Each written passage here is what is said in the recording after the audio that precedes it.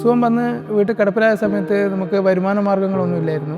ഭാര്യയ്ക്കും ജോലിക്കൊന്നും പോകാൻ പറ്റില്ല, എന്നെ നോക്കാൻ ആൾ അരിയത്ത് തന്നെ വേണമായിരുന്നു. അങ്ങനത്തെ അവസ്ഥയായിരുന്നു. അവിടുന്ന് ഈ വണ്ടി കിട്ടിയതിൻ്റെ ഭാഗമായിട്ട് ലോട്ടറി കച്ചവടം വളരെ നല്ല രീതിയിൽ ചെയ്യാൻ പറ്റുന്നുണ്ട്.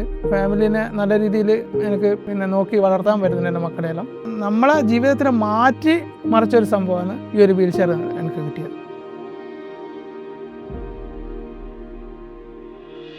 എൻ്റെ പേര് മനോജ്. എനിക്ക് 51 വയസ്സ് കഴിഞ്ഞ്. പിന്നെ എൻ്റെ സ്ഥലം പിണറായി വെണ്ടിട്ടായിലാണ്.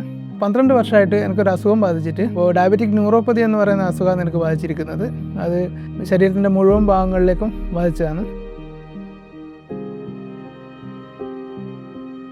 നമ്മൾ 4 ചുമരിൻ്റെ ഉള്ളിൽ ഇരിക്കുന്നവരാണ്. അതായത് പുറം ലോകമായിട്ട് ഒരു ബന്ധം ഉണ്ടായില്ല.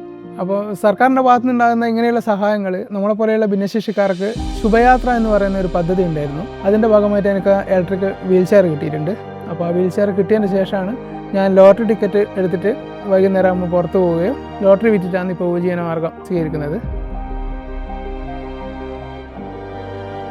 പൊതുസമൂഹത്തിൻ്റെ ആഭ്യന്തര പ്രശ്നങ്ങളിലെല്ലാം ഇടപെടുന്നത് കമ്മ്യൂണിസ്റ്റ് പാർട്ടിയാണ്. ഒരു മരണ വീടായാലും കല്യാണ വീടായാലും എന്ത് ഫംഗ്ഷൻ വരുന്ന സമയത്തും എല്ലാ കാര്യങ്ങളും നടത്തുന്നത് കമ്മ്യൂണിസ്റ്റ് പാർട്ടീൻ്റെ ആളുകളാണ്.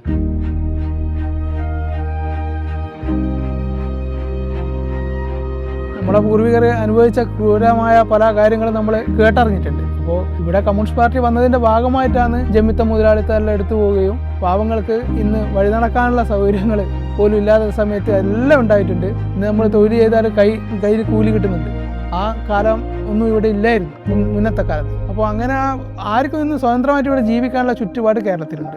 ഇവിടെ ഇപ്പോൾ അതിദരിദ്രത ഇല്ലാതെ കേരളമായിട്ട് പ്രഖ്യാപിച്ചു കഴിഞ്ഞു. അപ്പോൾ അങ്ങനെയുള്ള മാറ്റങ്ങൾ ഒരുപാട് ഉണ്ടാകുന്നത്. ഇനിയും ഇടതുപക്ഷം തന്നെ ഭരിക്കുകയാണെങ്കിൽ ഇവിടെ അത്രയും നല്ല ഒരു രീതിയിലേക്കാണ് പോകുന്നത്.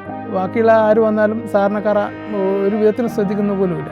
നമ്മൾ ഇത്രയും കാലം ഇവിടെ അവസ്ഥയായി കിടന്നിട്ട് മറ്റുള്ള രാഷ്ട്രീയ പാർട്ടിൻ്റെ ആരും ഒന്ന് വന്ന് നോക്കിയിട്ട് പോലുമില്ല. ഇതുവരെയായിട്ടും നമുക്ക് എല്ലാ സഹായങ്ങളും കിട്ടിയിരിക്കുന്നത് ഇടതുപക്ഷത്തിൻ്റെ ആളുകളെ ഭാഗത്തുനിന്ന് മാത്രമാണ്.